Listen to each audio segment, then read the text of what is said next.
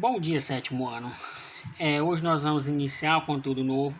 Vamos iniciar o capítulo 5, que está localizado na página 90 do livro de vocês, que é referente a transformações geométricas no plano cartesiano. E começa-se com uma pequena leitura, onde ele diz o seguinte: observe a sala de aula retratada nesta página. É similar à sua ou é diferente dela? Questionamento. Veja que na ilustração há 4 colunas com 5 cadeiras cada uma.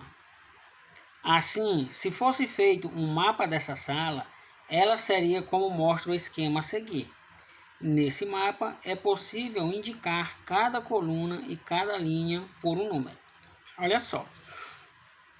É interessante que vocês estejam acompanhando a leitura no livro, certo? Aqui na página inicial, na abertura do capítulo 5, nós temos a ilustração de uma sala de aula, como ele mesmo disse na leitura. Nós temos a ilustração de uma sala de aula e ele faz uma pergunta. Essa sala de aula ilustrada aqui na página 90, ela é semelhante à sua sala de aula ou diferente? Um questionamento, para pararmos um pouquinho para analisarmos. Aí ele continua, ele diz assim, ó: o cruzamento de uma linha e uma coluna indica a localização de uma cadeira.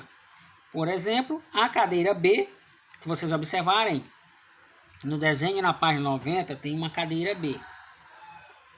Uma cadeira representada pelas letras. Na verdade nós temos cadeiras representadas pelas letras A, B, C, D e E.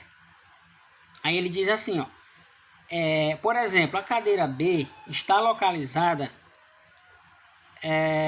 no cruzamento da linha 1 com a coluna 4. Se vocês observarem, na ilustração das cadeiras, nas carteiras nessa sala de aula, as carteiras estão organizadas aí em 4 colunas e em 5 linhas.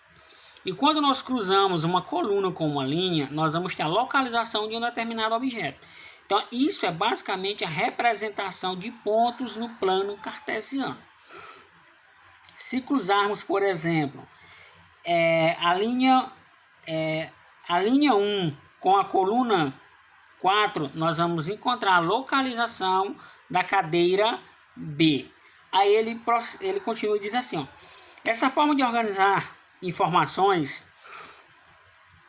resulta nos chamados pares ordenados, que é quando você vai ter duas informações, dois números, que ele chama de par ordenado, e eu consigo localizar um determinado objeto. Creio que vocês já devem ter visto aquele joguinho Batalha Naval, que passa com a apresentadora do SBT, Bom Dia e Companhia, se eu não me engano o nome do programazinho, programa de desenho, programa infantil. E ela tem um joguinho, uma brincadeira, em que os participantes eles precisam afundar um navio, uma embarcação. E acontece basicamente com o cruzamento de uma linha com uma coluna. Uma letra, ele diz, por exemplo, B3, aí ela vai lá e localiza onde é que está o B, e onde é que está o 3, onde é que cruza. No cruzamento entre B3, entre B e linha B, coluna 3, vai ser exatamente o ponto que o participante escolheu. Então aqui no nosso caso, nós estamos cruzando aí a linha 1 com a coluna 4, e aí nós teríamos aí a localização da cadeira B. Mas vocês podem se perguntar: professor, e como nós fazemos para localizar, por exemplo, a cadeira A? A cadeira A, vocês observem que ela está aí, ó, no cruzamento entre a linha 2 e a coluna 2. Vamos prosseguir a leitura e nós voltamos para a ilustraçãozinha da sala de aula, certo? Vamos lá. Aí ele diz assim, ó: é possível fazer um mapa das carteiras de sua sala de aula? Interrogamos. É possível fazer esse mapa? Dá para fazer um mapa da nossa sala de aula, das carteiras da nossa sala de aula, para que nós possamos localizar exatamente onde cada aluno está sentado, cada aluno está localizado? Nós podemos fazer isso? Ele prossegue. Ele é composto de quantas linhas e quantas colunas? Se fizéssemos um mapa da nossa sala de aula, ele seria composto de quantas linhas e quantas colunas? Quantas linhas e quantas colunas? As colunas seriam as fileiras de carteiras, das carteiras aqui da nossa sala de aula. Aí ele prossegue. Escolha uma pessoa de sua sala. Como você indicaria a localização dela no mapa de sala, conforme a organização que você fez no item anterior? Isso escolhêssemos, por exemplo, qualquer um dos alunos e disse, aí, qual é a localização do aluno X, por exemplo. E aí nós iríamos analisar para ver qual a linha, qual a coluna que o aluno está sentado, a localização da carteira desse aluno, para poder representarmos, igual nós fizemos a representação lá da cadeira B, certo? Aí ele prossegue. Qual a vantagem de poder representar uma situação utilizando um mapa de colunas e linhas? Dê algum exemplo dessa aplicação. O exemplo é basicamente representarmos aí a localização das cadeiras de cada um de vocês, de cada um dos alunos da nossa sala de aula, certo? Nós podemos fazer inúmeras coisas com isso aqui, não só representar as carteiras de uma determinada sala de aula. Nós podemos, inclusive, localizar pontos no mapa por meio de representação em plano cartesiano. Aí ele diz assim, ó. Nesse capítulo você irá estudar mais sobre os conceitos de coordenadas de um ponto, plano cartesiano e produto cartesiano, bem como as transformações de polígonos representados no plano cartesiano e simetrias de translação, de rotação e de reflexão. Essa simetria que nós estamos falando aqui, que ele se referiu, por exemplo, quando você se olha no espelho, você se enxerga evidentemente você mesmo, mas se você levantar a mão direita lá para o espelho levanta a mão esquerda para você. Isso é um dos tipos de simetria, certo? A gente vai estudar isso um pouquinho aqui nesse capítulo também, ok? E deixa eu ver aqui o que mais. Deixa eu ver aqui nesse instante. Sim. Se fôssemos voltar para localizar todos os pontos que estão representados nessa ilustração na figura na página 90 na sala de aula no livro de vocês. Se fôssemos localizar a cadeira A, a cadeira B, a cadeira C, a cadeira D, a cadeira E, como seria? Como seria essa ilustração? Como seria a localização desse ponto? Vamos seguir o exemplo que nós fizemos para localizar a cadeira B. Para localizar a cadeira B, nós cruzamos a linha 1 com a coluna 4. Linha 1, 4, ou seja, a localização seria 1, 4, 1,4. Seria os pontos para localizar a cadeira B. E para localizar a cadeira A, nós podemos localizar essa cadeira A se fizermos o cruzamento entre a linha 2 e a coluna 2. Ou seja, o ponto seria 2,2, 2,2. Para localizar a cadeira E, a localização seria linha 4 com coluna 1. E para localizar a cadeira C seria linha 4 também com linha 3. Observe que o ponto E e o ponto C eles estão localizados na linha 4, porém eles estão em colunas diferentes, ou seja, eles representam pontos diferentes. Apesar de os números estarem, por exemplo, na mesma linha, eles não representam o mesmo ponto. Eles estão localizados em pontos diferentes, ok? E para localizar o ponto D, nós devíamos fazer o cruzamento entre a linha 5 e a linha 5 e coluna 4. Linha 5 e coluna 4. Observe que o ponto D e o ponto B estão na coluna 4. Sendo que o ponto B está na linha 1 e o ponto D está na linha 5. Ou seja, eles não são iguais, não é o mesmo ponto, são pontos diferentes.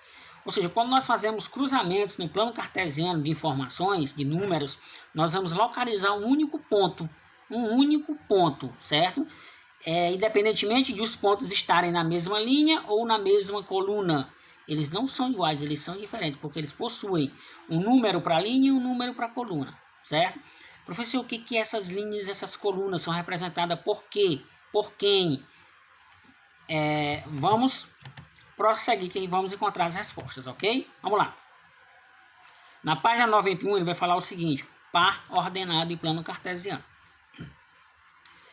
Para melhor compreender as informações geométricas no plano, é necessário retomar o significado de par ordenado e plano cartesiano. Retomar os conceitos de par ordenado e plano cartesiano. Vocês já estudaram par ordenado e plano cartesiano, não é isso? Então nós vamos retomar esses conceitos. Nós vamos aprimorar esses conceitos. Nós vamos reforçar esses conceitos, certo? O que é par ordenado? Bem, as posições das cadeiras mostradas na imagem da sala de aula também podem ser indicadas por pares de números, sendo o primeiro número referente à linha e o segundo referente à coluna. O primeiro número se refere à linha e o segundo número se refere à coluna. Voltando para a localização da cadeira B, que está lá no conteúdo de vocês, observe que primeiro nós cruzamos a linha, a cadeira B está na linha 1 e na coluna 4. O primeiro número se refere à linha e o segundo número se refere à coluna. Aí ele diz aí, ó. Aí tá aqui as ilustrações. Por exemplo, cadeira A está na linha 2, coluna 2. Cadeira B na linha 1, coluna 4. Cadeira C na linha 4, coluna 3. Cadeira D na linha 5, coluna 4. Cadeira E na linha 4, coluna 1. Certo? Acompanhe a leitura no livro, certo? Ele diz assim, ó. Veja que os pares das cadeiras B e E, cadeira B e cadeira E, representam localizações B e E, são formados pelos mesmos números, porém em ordem diferente. Por isso, os pontos B e E representam localizações diferentes no mapa da sala. No mapa da sala.